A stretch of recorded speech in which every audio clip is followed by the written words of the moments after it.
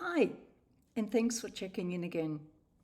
So this week, what showed up earlier was people contacting me because they were feeling tired or something wasn't quite right, something wasn't sitting okay in the gut, or they felt all they wanted to do was sleep through the tiredness.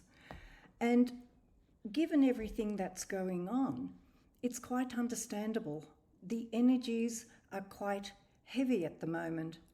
And unless one is incredibly centered, this can really affect oneself. So it's not always personal. These energies are around, and we tend to think these things are personal. The only reason I know they're not personal is because so many people are feeling them, and I am lucky enough to be in contact with people so that I realize something's going on. It's not actually personal.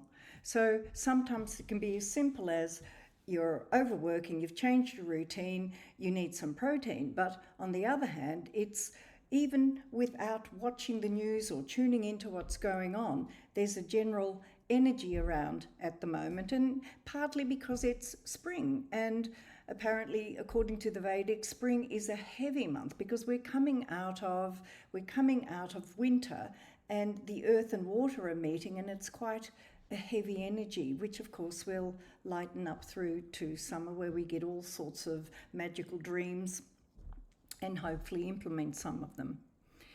So the title today is, for this weekend or for the time that we're in, came up as manifesting, and to do with death, and through death, life. So some literally had connections to death this time, or the possibility of that happening, and it brought up that notion for them to explore death, which they were feeling quite awkward about. So in exploring it, we again went back to what I spoke about initially, which is there is no separation. We are in heaven. We are separating ourselves from that. And the many veils, these veils we place upon ourselves, or we have believed them and we haven't removed them yet. And if we don't remove them, we cannot see. So in exploring how we as a collective manifest, and the many veils we collectively hold, even those aren't really holding together. So we're to some extent in uncharted waters. We're not as secure as we used to be, say, in the 80s, 90s, and where the train tracks were quite solid and we could plan where we're going as long as we put in, or whatever it was that we were interested in and loved to do. That is still the same, but the tracks aren't there anymore. We're now more in this being sovereign in our manifesting and being very clear about who we are and what the veils are, and to take veils off from what others have said or what we believe. And that's a lot of work to remove those.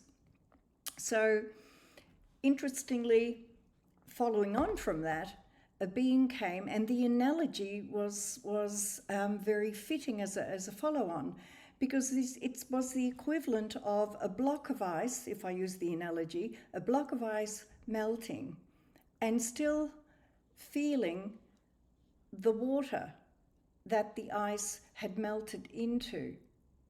And no matter how much you thought or wondered or whatever, that could not come back again. So part of that is sometimes when we have lived in fear and we've had circumstances that were not preferable, when things change, we wonder whether the bad old times can come back. So it's got many facets to it, that our mind is working through situations to form the new. It's equivalent to what we know about the caterpillar, because the caterpillar literally goes to liquid, and it goes through the dark night of the soul, and it fights for its dear life to stay as a caterpillar, and it loses. So in the same way, we can fight for that things stay the same, that we are right, that others are wrong, and they shouldn't have done that, or they shouldn't have thought it, or what do they think? And we all make it up in our mind. So, but how we make it up in our mind is how we manifest whether we're in heaven or not in heaven.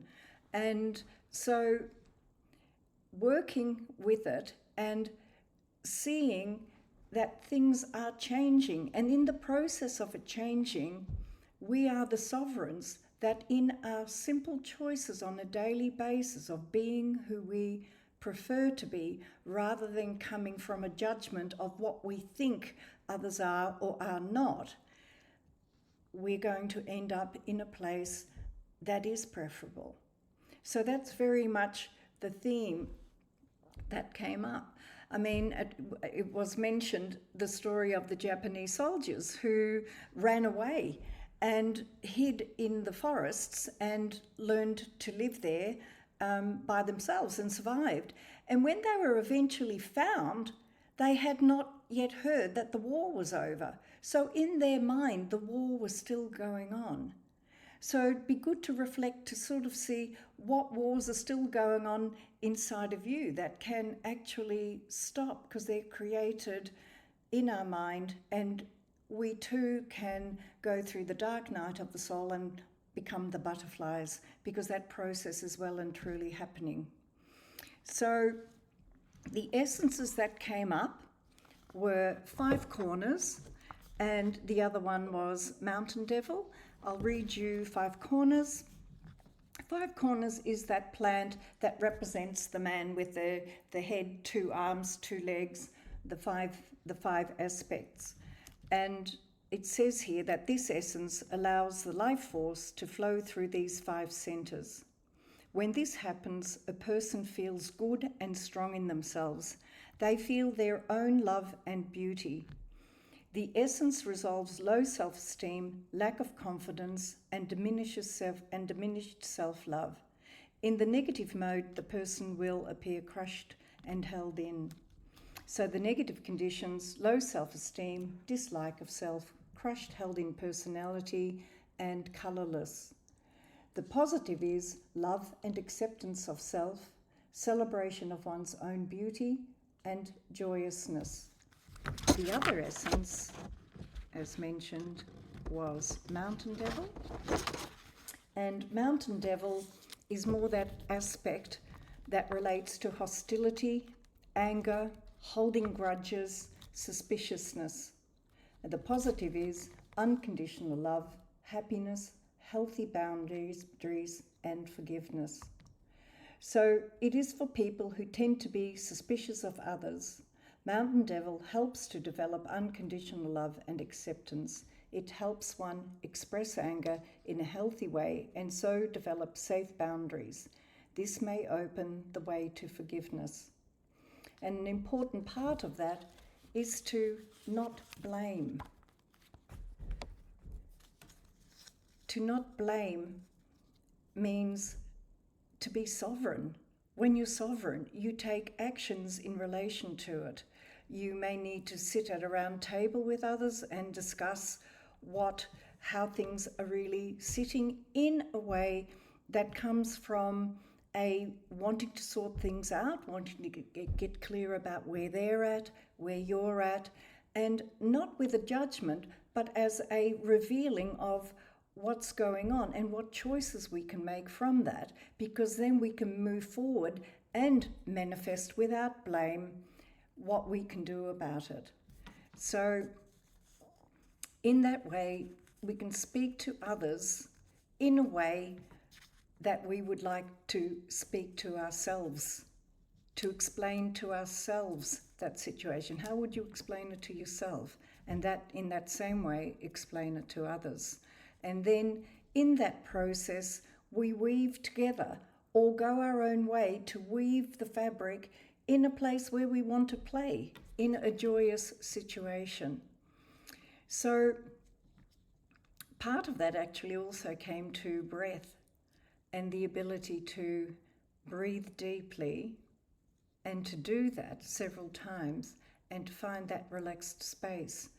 Because when we're calm, we can feel that unconditional love, and we can feel the absolute okayness of ourselves and the sovereign aspects of ourselves, which we really are going to grow stronger and stronger in, because the less that is solid, the more we take up for ourselves to take charge of. So go well with that, and I'll catch you next week. Much love.